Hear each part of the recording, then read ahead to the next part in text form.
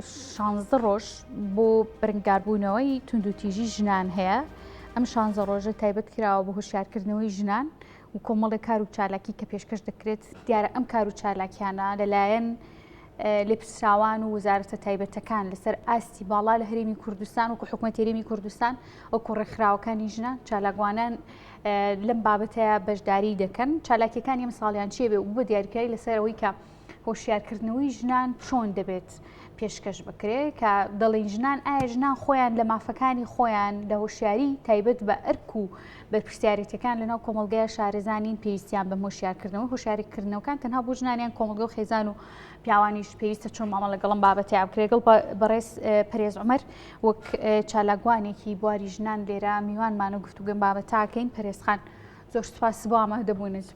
جەنابەت هەر وەکو ژنە چالاکوانێک لە بواری ژناندا و چالاکیەکی باشیشە هەیە هەم بۆ ژنانی ئێزدی و بۆ ژنانی دیکەش بە بەردەوامی ئێوە دا هەوڵدان بە دوواداچوون بۆ کێشەکانی ژنانەکەن. ئێستا ڕۆژی ژنان لە هەرێمی کوردستانە چۆنە؟ چ گۆڕانکاریەک بەسەریانە هات؟ دەستان خۆش بێت. هیوای سەرکەوتنتان بۆ دەخوازم. هیوادارم ساڵێکی دیکە کە ئەم یادە دەکەینەوە توندوتیژیەکان بەرەو کەمبوونەوە بچن پێچەوانەی ئێستا کە ڕۆژ بە ڕۆژ ئێمە دەبین هەموو جۆرەکانی توندوتیژی ڕوو لە زیادین.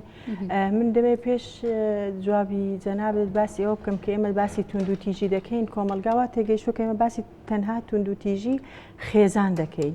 یعنی ئەو توندوتیژیانەی کە باوک بۆ کچەکەی برا بۆ خوشکەکەی مرد بۆ ژنەکەی دەکەن نەخێر. بە تایبەت دوو هەفتەی بەرەنگاربوونەوەی توندوتیژی ئەسڵەن لە ئەنجامی شەهیدبوونی سێ خوشکی میرابال کە لەلایەن تیرۆریستێکەوە لەلایەن دیکتاتۆرێکەوە عەفوو لە سێدارەدران لەبەر چالاکی سیاسییان بوو. کاتە ئێمە کە باسی بەرەنگاربوونەوەی توندوتیژی دەکەین باسی بەرەنگاربوونەوەی توندوتیژی تەنها خێزانی ناکەین. خێزانی جزئێکە باسی بەرەنگاربوونەوەی توندوتیژی ئابووری دەکەین، توندوتیژی کۆمەڵایەتی، توندوتیژی سیاسی، توندوتیژی ئابووری، هەموو جۆرەکانی دیکەی توندوتیژی. چکە هەموو ئەو توندوتیژانەی کە لە کۆمەلگا هەن ئەگەر جارێک بەرامبەر وەکو ئینسان توندوتیژیمان بەرامبەر دەکرێت، ئێمەی ژن دوو جار توندوتیژیمان بەرامبەر دەکرێت، جارێک وەکو ئینسان، جاری دووەم وەکو ژن. بۆ نمونە ئەگەر مدیرەکە توندوتیژی دەکا بەرامبەری ژن و پیا و کارمەندەکانی، بەڵام دوو جار بەرامبەر بە ژنەکە دەیکا لەبەرەوەی ژنەکە بەزائیفتر دەبینێت، لەبەر تەکتیکەکانیان زیانتر دەست هەمیشە ژنبوون وەکو خاڵی لاوازی ژن دەبینن. بۆیە ئێمە دەمانەوێت لە دوو هەفتەی بەرەنگاربوونەوەی توندوتیژی و لە هەموو ڕۆژەکانی ساڵ یعنی دژی ئەم جۆرە توندوتیژیانە بوەستینەوە کە لە بەرژنبوونمان بەرامبەری ئێمە دەکرێت. باشە. ئەم توندوتیژیانە ئێستا چی بەسەر هاتووە؟ بەداخەوە هاتوو مەبستم گۆڕانکاریەکە زیاد بۆیان کەم بووە. بەداخۆ لەبەر ئەو بارودۆخە سیاسیە ناسە قامگیری ئێستا لە کوردستان و ناوچەکە هەیە دەرونی خەڵکیشمان دوو بۆ ئەمە وای کردوە توندوتیژیەکانیش زیاتر منوە. من پێم وایە مۆدێلی نوێی توندوتیژی ئێستا لە ڕۆژەفدایە. بۆ نمونە چالاکوانێک لەبەرەوەی بەشداری لە خۆپیشاندانێک دەکات و ژنە شەهید تیرۆر دەکرێت. مەسەلەن ژنێک لەبەرەوەی چالاکە و بەرژەوەندی سیاسی لایەنێکی دیکە دەخاتە مەترسیەوە توندوتیژی بەرامبەر دەکرێت. بۆیە ئەم مۆدێلە توندوتیژیە کە ترسناکترە لە توندوتیژی خێزان. پێشتر ئێمە کە توندوتیژی خێزانی دەبوو دەمانگوت دامەزراوەیەک هەیە، مەسەلەن موسەقەفین لەگەڵمانن، ئەکادیمی لەگەڵمانن، حکوومەت لە پشتمانە، بەڵام ئێستا توندوتیژیەکان زۆر ڕێکخراوترن لە جاران بەداخەوە. موسەقەفین و فئە جیاوازەکان کرد کە لەگەڵ ڕێکخراوەکانی ژنانە بن و چالاکوانانی ژنانە بن بۆ ڕۆبەڕۆبوونەوەی توندوتیژی بەرامبەر بە ژنان. ڕۆڵەکانی ئەوان چی بۆ؟ هێڤی خان بەداخەوە کە من بە ئەوەی کە دەیڵێم بۆ چوونی خۆمە و ئەوەیە کە لەسەر ئەرزی واقع دەیبینم، بەداخەوە دەڵێم ئێستا ئەو مۆدێلە توندوتیژیە زۆر ناڕەحەتکەرەی کە لە شەقام دەبینرێت توندوتیژیە لەلایەن نوخبەوە. ئینجا نوخبەی سیاسیە، نوخبەی سەقافیە، نوخبەی ئەکادیمیە، نوخبەی ڕاگەیاندنکارە. ئەمانە ئێستا بە جۆرێکی زۆر ناشرینی بێزارکەر توندوتیژی دەکەن لەوەی کە چالاکوانێکی ژن ئینجا لە هەر بوارێک لە بوارەکان ئەوەندەی تەحەڕوش ئێستا لەلای ئەوانەوە دەکرێت باوەڕ بکە تەحەڕوش لەلایەن کاسبکارێکەوە بە ژن ناکرێت.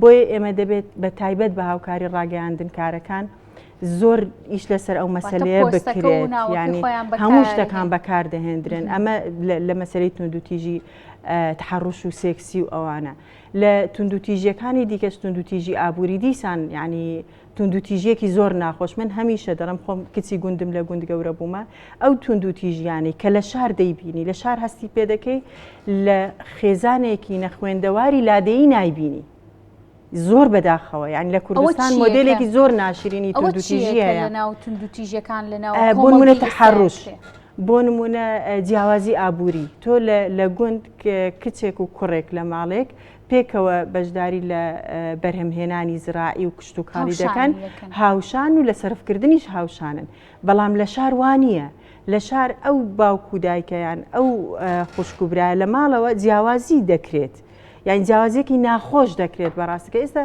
زۆربەی ماڵە یعنی خێزانی کوردی لە شار ئەوانەی کە ژنەکانیان با بڵێن بەرهەمهێنن یاخود ئینجا خاوەنی سەرچاوەیەکی مادین مەسئولیەتەکان زیاتر ئەسڵان لەسەروانە لە ناو خێزانیش یعنی توندوتیژیەکان زۆریان زۆر زیادی کردووە نەک بەرەوکەنی بڕوە تەکنەلۆژیا ئەمڕاستەکان ئەمیش بۆتە چەکێک بەرامبەر بەش ئەمە دەبوو ژیانی یعنی من نکۆڵی لەوە ناکرێت من لە ئاستی خۆم تەکنەلۆژیا زۆر باشە زانیاری لێ دەست دەخەی هەمومان ڕۆژانە و ئەگەر کەسێمە بەس بێ لە ڕێگەی تەکنەلۆژیاەوە نوێترین زانیاریەکان نوێترین راپۆرت و توێژینەوە زانستیەکان ناسایە گردوونە زانیاری پزیشکیەکانە لە ڕێی تەکنەلۆژیاەوە دەستی خەین بەڵام ئەم تەکنەلۆژیایە بوشەتە هۆی ئەوەی کە جۆرێک لە جۆرەکان توندوتیژی بەرامبەر بە کۆمەڵگە بکرێت بە جۆرە جیاوازەکانی لە نێوشیانە ژنان تەکنەلۆژیا ڕۆڵی چی بووە لە هێویخان ئێمە لەبەرەوەی سوڵتەیەکی بەرپرسیارمان نییە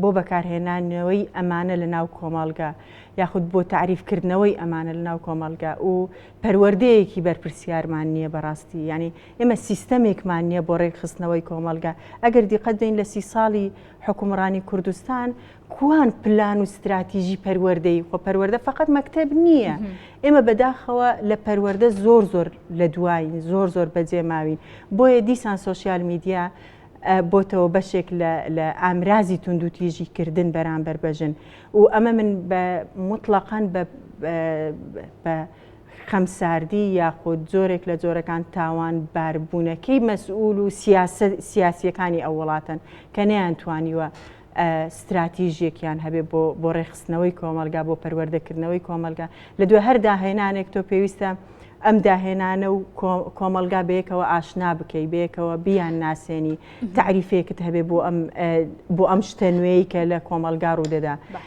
بۆیە ئێمە لە چەند ساڵی ڕابردوو بەهۆی ئەو سیراعە سیاسیە خراپانەی کە لە کوردستان هەبوون من بۆیە باسی سیاست دەکەم چونکە بەڕاستی کە ئەردانەوەی زۆر خراپی لەسەر کۆمەلگای کوردی هەبووە ئەمانە هەمیشەوەیان کردووە بە هەموو شێوەیەک ئێمە لە خاڵی لاوازی یەکتر بگەڕین بۆیە ئاسانترین شت لە دەستی سیاسیەکان یا لە دەستی ململانێکارەکان ئەوەیە کە ژن بوون وەکو خاڵی لاواز پیشان بدەن بۆیە پێویستە ئێمە لەو 2 هەفتەی بەرەنگاربوونەوەی توندوتیژی زۆر کار لەسەرەوە بکەین کە ئێمە دەبێ ئەگەر پێچوانی هەندێک دیاردەی کۆمەڵاتی ئەم بەرەنگاربوونەوەی توندوتیژیە دەبێ لە لووتکەوە دەست پێ بکرێ ئێمە ئەگەر دیقەت بدەین ئەو کاتەی لە 2003 پێش 2003 لە نەوەتەکان کۆمەلگا و حیزب و سازیە کۆمەڵایەتی و ڕۆشنبیریەکانی کوردستان جمەی لە ژن دەهات بەڵام ئێستا ژن بە ژمارەی دەستێک تێناپەڕێ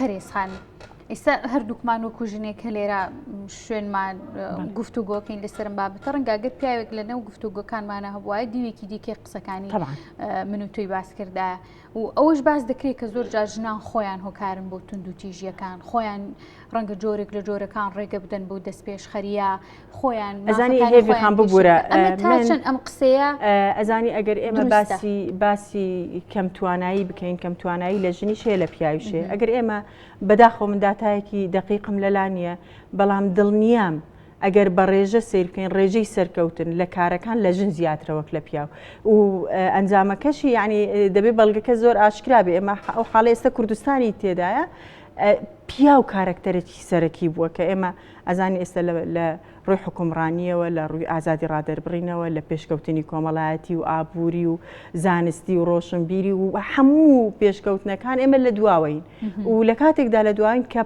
پیا و کارکتەری سەرەکی و ئەم کۆمەلگایە بووە. اینجا من بۆیە تاوانبارکردنی ژن بەوەی کە ژن لە پشتی ژن نییە، بەوەی کە ژن بەشێکە لە هۆکارەکانی ئەوەی کە تونند و تیژی بەرامبەر دەکرێت. ئێمە بەداخەوە ئەمەش لەبەر سیستەمی پیا و سالاری وای کردیە کە بەشێک لە ژنانیان چەند ژنێک من هەموو جارە دەڵم ئەو ژنانی کە بە پیاو بوونە، ئەو ژنانی کە بوونەتە پیاو. ئێمە کۆمەڵێک ژنمان هەیە کە بە عەقڵیەتێکی پیاوانە یاخود لە ژێر کاریگەری و هەژمونی پیاوێک و بە عەقڵیەت و ئەمری ئەو پیاوە کار دەکات. ئەمانە من هەموو جار دەڵم دەبێ ئەمانە ژنبوونیان لێ سەندراوەتەوە. اینجا بە مەبەست یا بێ مەبەست بە ئیرادەی خۆیان بێ بێ ئیرادەی خۆیان بێ ئەمانە ژنبوونیان پێوە نەماوە. عەقڵیەت یعنی بەس بەجەستە ژنن. ئەمانە عەقڵیەتێکی پیاوانەیان هەیە بۆ ئیدارەدان بۆ کار و چالاکیەکانیان، بەڵام ئیتر جەستەیان خوا بە ژنی خەڵق کردووە. بەڵام ئەگەر ئێمە کۆی ژن تەماشا بکەین نەخڕوانیە. ئەوەندەی ژن پشتیوانی ژنە، ژن بە کۆی دەنگ دژی تونند و تیژیە، ژن هەمیشە دەوێت فاکتەرێکی باش و پۆزەتیڤ بێت لە ناو کۆمەلگا. نین بەم ڕۆژی ژنان لە ناو هەرێمی کوردستاندا. من پێم وایە ئێستا پێویستمان بە شۆڕشێکی ژنان هەیە لە ناو هەرێمی کوردستاندا. ئەو شۆڕشەی دروست نەکردوێتە ئێستا؟ نەخر، چونکە کرانەوە کۆمەڵایەتیەکەش زیاتر لە دەستی پیاوە. بۆیە پیاو هەمیشە لەو کرانەوە کۆمەڵایەتیەش هەوڵی داوە دەرفەتی وەرگرتووە لەوەی کە ژنبوون وەکو خاڵی لاواز ببینێت و بەرامبەر بە ژنی بەکاربێنێتەوە. بۆیە من پێشی وەکو چەوساندنەوەش، یعنی تۆ سیرکە ئەگەر تۆ بتەوێ مناقەشەیەکی توند لەسەر بابەتێکی زانستی یاخود سیاسی لەگەڵ پیاوێک بکەی، پێشی هەموو شتێک پێ دەڵێ ئاگات لێبی تۆ ژنی دەبێ ئەستوبت جیابێ. من لێرە ژن نیم، من لێرە ئینسانم، پێشی ئەوەی ژن بم، پێشی ئەوەی پیاو بووم. بۆیە هەمیشە بە سیستەم، بە زانابوون، هەم پیاوانی ئاینی، هەم پیاوانی سیاسی، هەم پیاوانی بازرگان ژنبوون وەک خاڵی لاواز دەبینن. حتا بەشێک لە ژنان باوەڕیان بەوە کردووە کە ژنبوون خاڵی لاوازی منێ، دەبێت من ئاگام لێبێ لەوەی کە ژنم. ئێمە بیرمان نەچێت حتا ئاینی پیرۆزی ئیسلام بۆ هەموو جوانیانەی کە هەنەکە من پێم وایە ئەگەر ئاین وەکو خۆی بەکاربێت زۆر لە بەرژەوەندی ژنە ئاینی ئیسلام زۆر خاڵی تێدایە کە لە بەرژەوەندی ژن و ڕەنگە کۆمەڵێک خاڵی دیکەشی تێدا بێت کە ڕای جیاوازی هەیە. بەڵام لەبەرەوەی ئاینی ئیسلام هەمیشە لە دەستی پیاو بووە، پیاو بە بەرجی خۆی دووری وێتەوە. یعنی ئەو ئاینە نییە کە لە ناو کۆمەلگا هەیە. بۆ ژن دەکرێت زۆر دەواازەی گەورە بۆ خزمەتی ژن لە ناو ئاینی ئیسلام بدۆزیەوە، بەڵام پیاوەکان ناهێڵن حتا مافی تەلاقدان کە ژن بۆی هەیە مافی تەلاقدانیا بی حتا لە فرەژنی. من زۆر لە مێژە دەمێ باسی ئەوە بکەم کە لە ئاینی ئیسلام ئەگەر تۆ کاتی زەواج ئەو مەرجەدا بنێرە پیاوێک بڵێ تۆ بۆت نییە ژن بەسەر من بێنی، ئەمە بە ئاین لێ قەدەغە دەکرێت ئەزانی. بەڵام هیچ مەلایەک ئامادە نیە ئەمە بە ژنێک بڵێ نایەنەوێ ژنەکان حەقیقەتەکانی ئیسلام لەبارەی ژنانەوە بزانن. ئەوانەی کە ئەو خاڵانەی کە لە ساڵحی ژنە تەبعاً ئەوانەی دیکە بارز دەکەن بۆ لەبەرەوەی لە خزمەتی هەژمونی پیاوبوونی خۆیانیدا دەبینن. پەرێزخان دیارە پرسی ژنان و بابەتەکانی ژنان و شتێکی کێش هەیە، یعنی باسی لێواکەین تۆ بە بەردەوامی کە ڕەنگە باسی منداڵەکەی منداڵ دەسەڵاتێکی هێندەی نەبێت تۆ بارزیەکەی.